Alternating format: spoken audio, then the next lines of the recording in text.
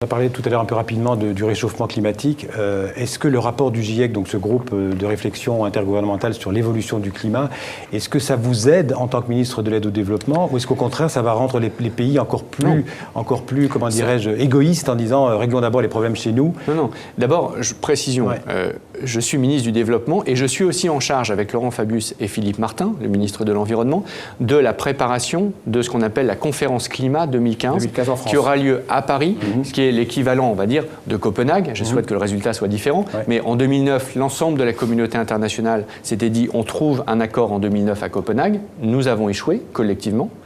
Le nouveau rendez-vous, c'est 2015. Et le président de la République a dit je veux que ce soit en France. Bon, ça sera la plus grande conférence que la France ait jamais organisée.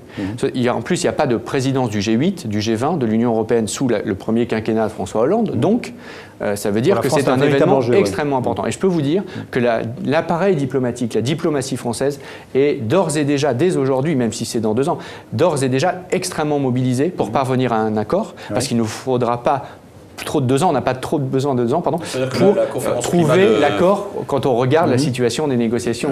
La conférence climat de Varsovie, là, dans quelques semaines, est intermédiaire. Quoi, tout le monde le sait. C'est-à-dire tout le monde sait qu'on est vers une trajectoire qui doit nous mener à un accord en 2015 à Paris. Ça ne veut surtout pas dire qu'il faudrait échouer avant sur les étapes intermédiaires, parce que plus on retarde, plus on est en retard, plus on a de travail à faire, nous, à Paris. Donc on souhaite évidemment un succès et on y travaille. Il y a encore de nombreuses réunions la semaine dernière à New York sur ce sujet. Donc la France est pleinement mobilisée.